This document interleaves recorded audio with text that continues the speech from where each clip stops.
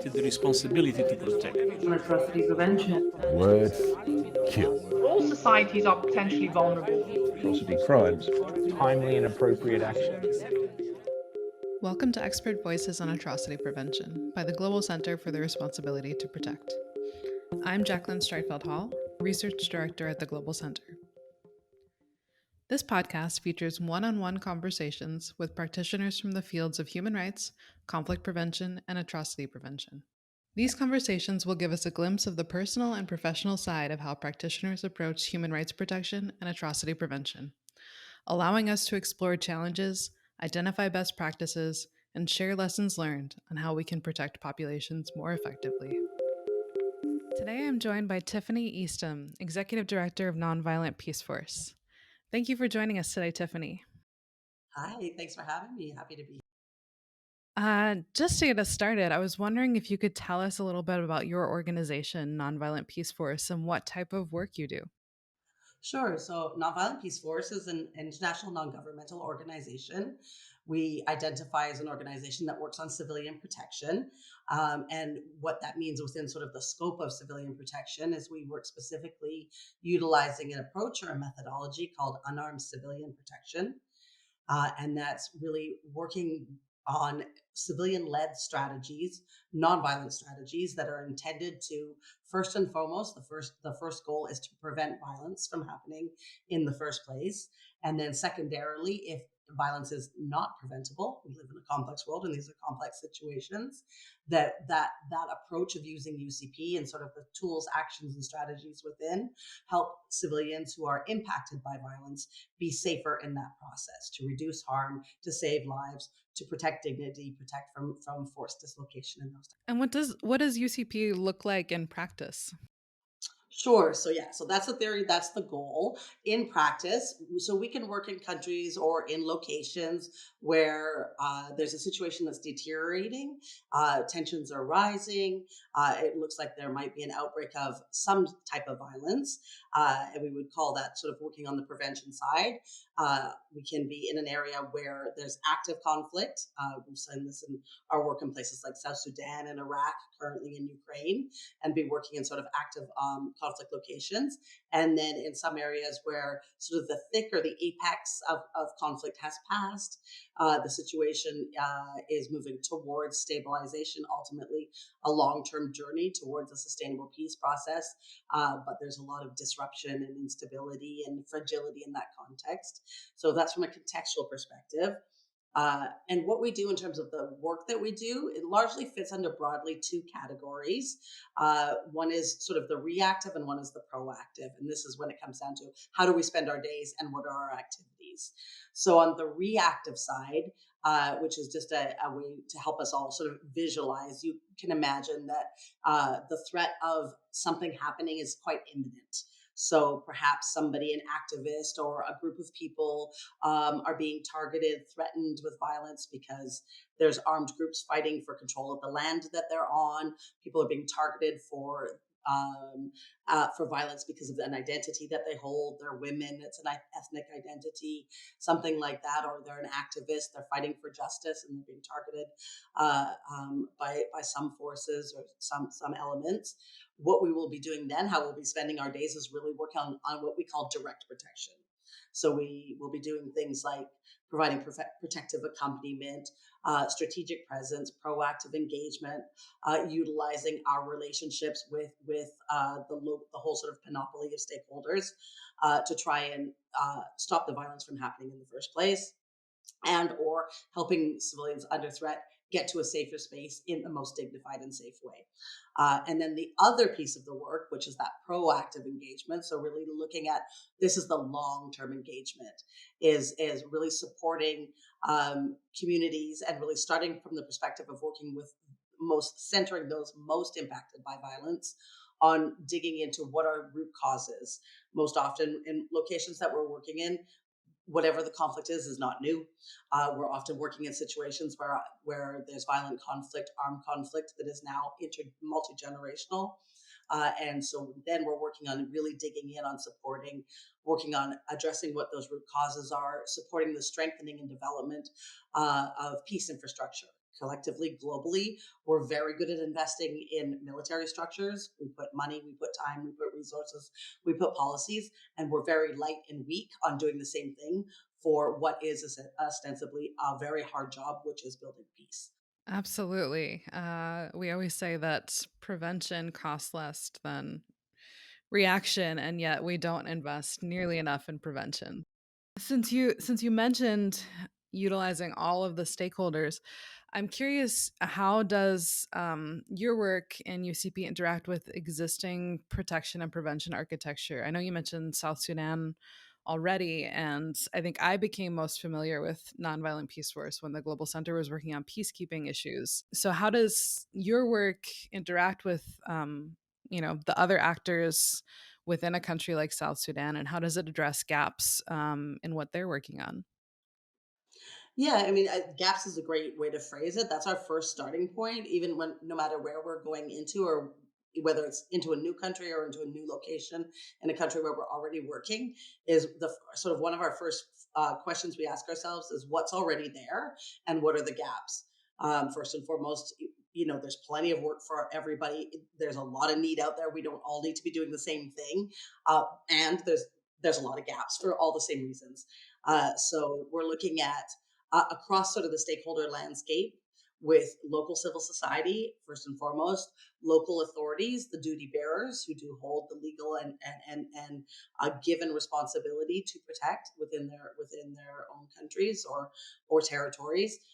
And then whatever else is there. And in that case, you mentioned the UN, a United Nations mission, other humanitarian organizations, peace building organizations, so on and so forth. So it depends on, I mean, first and foremost, coordination is really important. It's easy to say, hard to do, much harder to do in reality. But our job is really sort of is to try and engage. We talk a lot about our work from a nonpartisan perspective, which is not an uncommon language used in the humanitarian field. And what our sort of rallying cry for ourselves is it's not just a state of being. We can't just declare ourselves nonpartisan, and that's not just about being not political or not choosing a side, but it's really about building collaborative, functional relationships across that stakeholder landscape. And this is a very long way to answer your question, which is that does include not only sort of the obvious, uh, local communities, local authorities, but it really means also building constructive relationships with whatever UN version of the UN is there, whether it's a mission or agencies or some a political mission or a peacekeeping mission, the other responders, humanitarian development and peace building responders, and really importantly, local authorities and local communities. And we try and coordinate. In as much as if there's a gap here, our job is to try and fill the gap, to support, to encourage, but not to take over if there's already something existing, particularly amongst the local infrastructure that is actually working. I like the way you framed that, because sometimes it does feel like a very crowded space in some of these countries, um and you're right that it isn't a competition. Like, there's a value to all of us. And we can spread out. Often, I mean, for our work, we're quite forward leaning. So we often find ourselves as sort of amongst the earliest responders when a crisis hits. Particularly if we're in a given location already, we can shift pretty quickly. South Sudan, classic example. When the war started in December 2013, I was still there. I was country director at that time.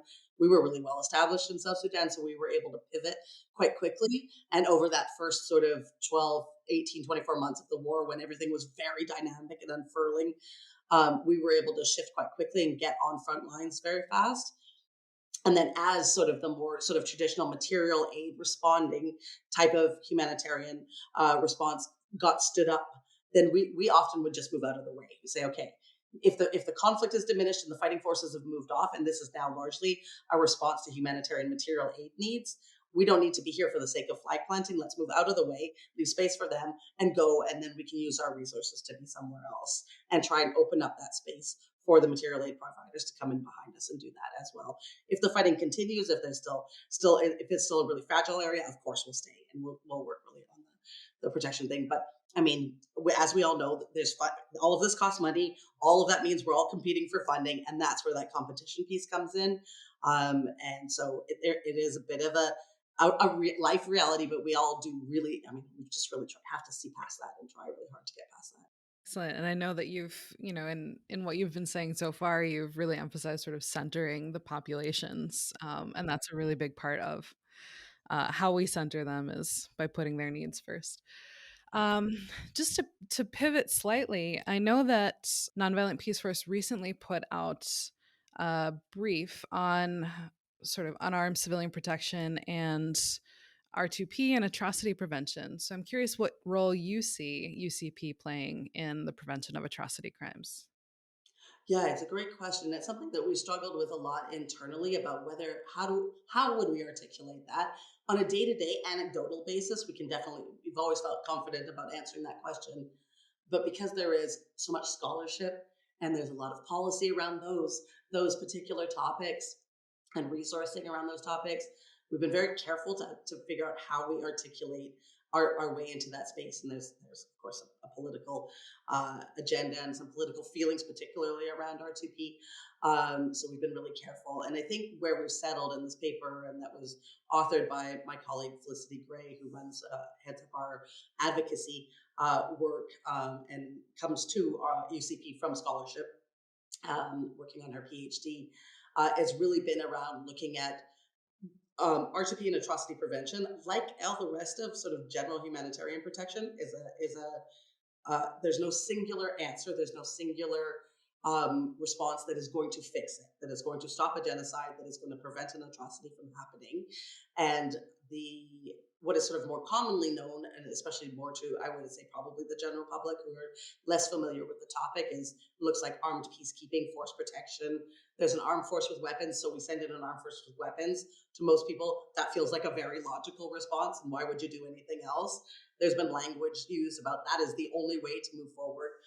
But from what we see from our perspective is if we look at UCP and R2P from a relationship-based perspective, rather than simply a state or a structure center, sort of the traditional response mechanisms, that there's a lot of space for UCP kind of work.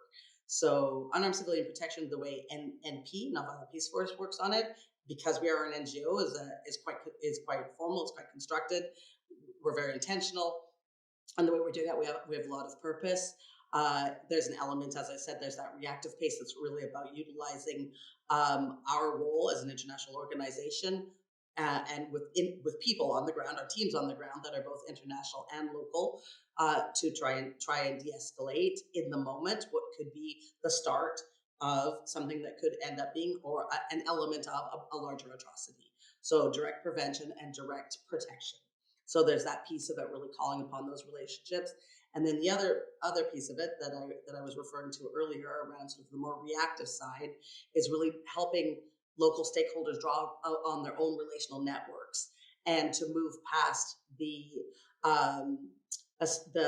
and to draw upon and to move past we protect who's ours within our own identity group, and it's best for all of us if we protect each other. It's safer for us if I'm safe, then you're safer, and if you're safe, then I'm safer. And the tools and approaches and strategies of the actual day-to-day functioning of UCP work is really positioned to do that.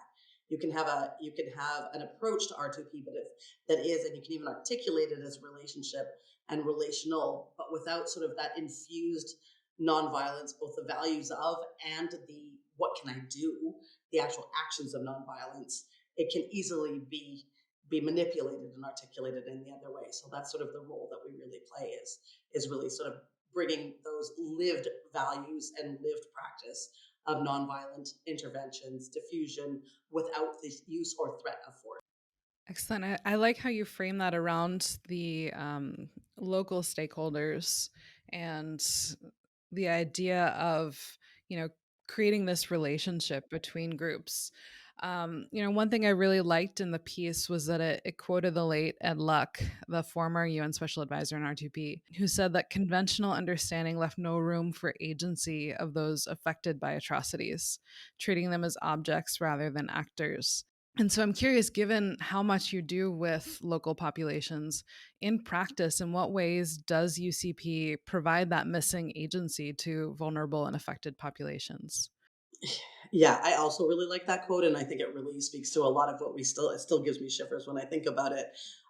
Even in the way, in sort of standard humanitarian language, we get into a room and we're talking coordination and the in an effort to be efficient and to use a language we're all familiar with, it can be inadvertently dehumanizing and objectifying. Rather than saying people who are experiencing heightened vulnerabilities, we're saying, oh well, the vulnerables here and the vulnerables there, as if they're a thing. Um, in terms of in terms of providing agency, even in our own evolution as an organization, we used to use the language primacy of the local actors.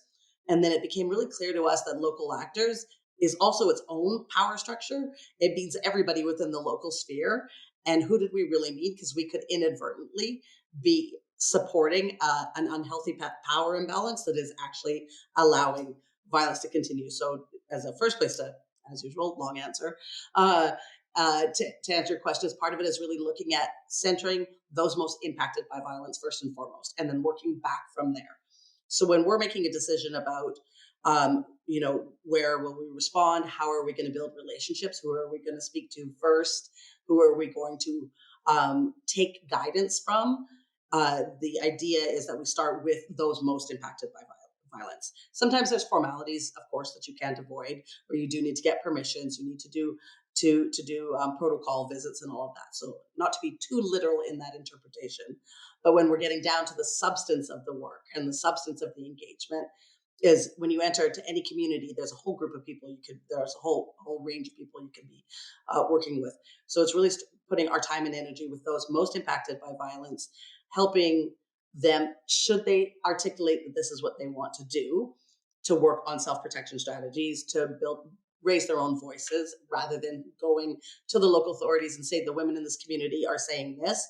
Would rather be accompanying the women to the local authorities if they don't feel comfortable, a group of women who may have identified that they want to say something, and then be there to give them confidence so that they can say their own story and they can raise their own voices. Working with groups who are often left outside the peace and security agenda is really important for us. That often does mean women and girls. They're not typically seen as leaders, and particularly when you add the word security, or young people who are below technical fighting age, children and youth, and finding ways to help them build up their skill set around being able to demonstrate actively within their community that they have a voice, they have an opinion, and they actually have skills to give towards that community that will help de-escalate and diffuse violence and tensions. So it's really starting to work from that perspective. When we think about whether we have international staff, and when I say international, that's not a default to a white face from a global north country. I just mean anybody who is not from the immediate area, from the literally from a different country. So it could be right next door. But even still, like really thinking about being very careful if we have an international person in a team, that there's a need and that there's a value added to having an outsider, a diverse group of team members that are in a team that is not inadvertently taking away and stepping on the voices of our local colleagues, and that the local colleagues in the team are not just assistants, they're not just translators, they're actually there to sort of, do what they do best, which is say, I can tell by the smell in the air what's going on, the whispers in the wind, and following that and learning from them.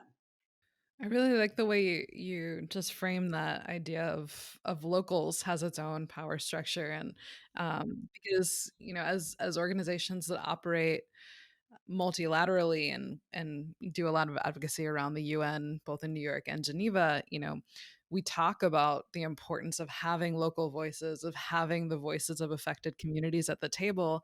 And it's a bit of a shorthand, and we know that, but it's also like a well intentioned shorthand. But you're right that it does, once you get into a country, you have to break down what is meant by that. You can't just have, all populations are the locals, or the affected, particularly vulnerable populations. We have to break into what that means.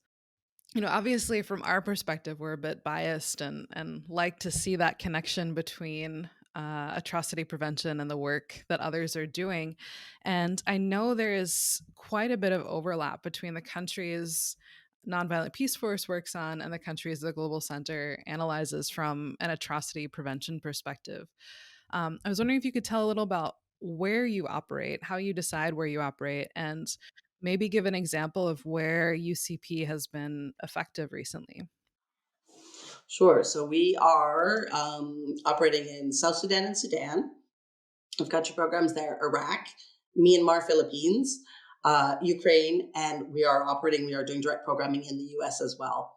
We've been in other countries over the years and pulled back for various reasons. Um, and and and yeah, that's our current sort of active country programs. And then we have some other engagements in other locations around training and supporting civil society, but without a full operational country program. So what sort of referring back to something I had said earlier, across those countries, we see quite a diversity of stages of conflict. And it is not as we know well, it's not a linear process.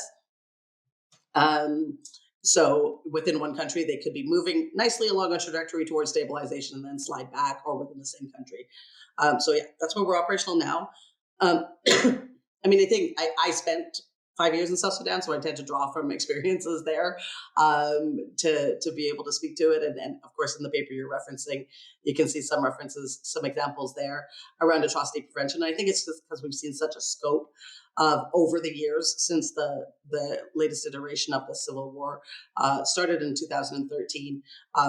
Really significant, large scale violence against civilians, and to be able to we have been able to see both in the moment direct protection activities that have changed the turn of events in the moment, that have been very directly life saving, as well as sort of, because we've been there so long now, the longitudinal look at sort of the strengthening of civil society mechanisms of being able to work on self-protection, like amongst the women's protection teams. That is sort of one of the big flagship programs that has really developed in there. So, in South Sudan, for example, I mean, have had a situation when there's sort of territorial dispute happening in an area. This is in the center of the country, around what was at that time a very heavily populated protection of civilian site in Bentiu. The government forces and the fighting forces were both advancing to an area just adjacent to the town, and we knew what was going to happen. It had been happening back and forth for months about fighting for territorial control. Our team was inside the protection of civilian sites, and we're starting to receive messages from civilians who were trapped on the outside of the protection of civilian sites, on the other side of a checkpoint, military checkpoint, and they were being held back. They were not stated intentions, but what seemed like to help serve as human shields. So our team was trying to mobilize support within the protection of civilian sites to go out and pick people up for various reasons, various security concerns. There was a delay in additional support. At that time, I was in Jeep. I was the country director, so I was on the phone with the team. We were talking it back and forth, and sort of going. And this is really, I'm using this example because it really draws on what might have, from an outsider, seemed as a quick gut reaction: jump in the car and go get those people and hope for the best. What is not really evident to an observer is what's happening behind the scenes, is us figuring out what relationships do we have along that actual physical path that we can leverage to go as safely as possible, because we cannot go in a cowboy attitude that we're out here to human shield it and save the day. It's too dangerous for us, and therefore for the people we're allegedly trying to help. And so we were mapping out who our relationships were in both the opposition forces and the government forces leadership, but more importantly, who did we know who was actually working those checkpoints? Because the team spent so much time in the community, they could recognize by face that this was a boy named James and this was a boy named Niall or whatever, so on and so forth, and who was there that they had numbers and they could call and say, we're coming. Please don't shoot at us. This is why we're coming. We're coming to get those people. And so that was a really good example. It's a very heightened example of in the moment. I think sometimes those examples are really important to use, because for people who are skeptical that applied nonviolence can be useful in a place where there's really active violence, I think it's important to illustrate it's not a panacea. It will not fix everything. It doesn't work in every circumstances, but really coordinated, intentional thoughtful and careful approaches to apply nonviolence can be life-saving in really complicated, high-violence situations. I think that that's a great example because it really highlights what I had wanted to ask you next, which is you've mentioned that you've personally worked in South Sudan during the Civil War when it broke out. You've also mentioned that you're working on or working in Ukraine at the moment. And so these are sort of very high conflict situations. And we've also witnessed decreasing civic space in countries throughout the world, which I imagine creates a different set of pressures on your ability to operate. So I'm curious how these challenges and dynamics create issues for ensuring UCP mechanisms operate effectively. Yeah, it's a great question. I mean, it's a real challenge, and I mean, part of it is it becomes that relationship and that sort of space of building out acceptance becomes much more difficult as even across civic space. There's, I mean, the prevalence of identity issues, identity politics, the in grouping that is happening across the world, and in some places more obviously than others, civilian to civilian in and of itself. In what work that we're doing, which is relationship based, becomes much more difficult. That is then amplified by something like digital technology. So, in the old days when we did rumor control work, and it really meant actually walking village to village to control a rumor, is now in the speed of light, communication is a much more different approach. And then the civic space as it relates to groups that are identified as things like human rights defenders, where there has typically and historically an imbalanced, at times, difficult relationship by those who are being accused by the human rights defenders of not respecting the rights of certain groups of people, and especially when those are governments, that of course becomes much more difficult because if we are perceived to be taking the side of a group that is making an accusation towards any group that's in power, whether they are they're in a democratically elected way or otherwise, that becomes much more difficult to work in. So our job is really to continue to ensure that, and I take us back to nonpartisanship, and this continues to be true as well. We may have personal opinions about a particular outcome. That's really, as an international non-governmental organization, not our place to stat. But we're not neutral on issues, and the issue we're not neutral on is violence. And so that's the thing that we always can come back to, is that when the thing that we will stand for, the thing that we are working towards, is to push back safer space for civilians, those most impacted by that violence, first and foremost, to live as normal of a life as possible, as they possibly can, in the effective decisions that are happening around them. And then if they so choose to be engaged in other ways and work on building peace or fighting for justice or whatever, that is their choice to do so. And then our job is really to work on supporting them to protect the space around them so they can do the things that they're making the choice to do. Much easier to said from the safety of my desk in Geneva than in reality, but it is, yeah, it's always a challenge. So I have one final question for you, which is, I guess, both about the communities you support as well as yourself. What steps should the international community be taking to effectively bolster UCP efforts and nonviolent efforts? Yeah, I think so. Thanks for that question. I think that, so we've spent the last about 6 years. So in addition to implementing where we are implementing and doing the work, it's starting to really explore good practices, what trying to find other organizations that do the similar kind of work, even if they don't use the same language as we do.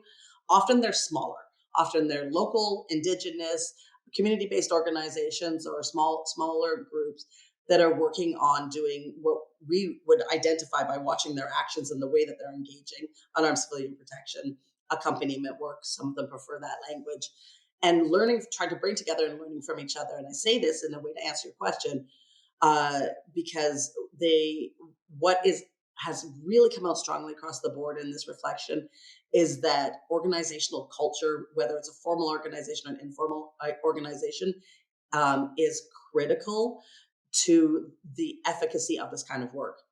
because it really requires decentralized decision making, and because it's relationship based, it really requires an actual embedding within communities where there are both those most impacted and those who are actually the threats against those who are most impacted, and building those relationships.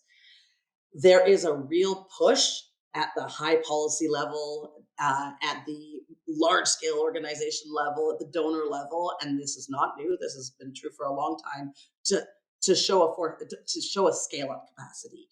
And so our mantra right now, or it has been for a while, but we're articulating it as to what can we do is we can try and collectively push back on this pressure to scale up one thing to 10,000 times its current size, and rather look at supporting 10,000 things that are working, that don't need that much support, but to create space for them and to not layer over them.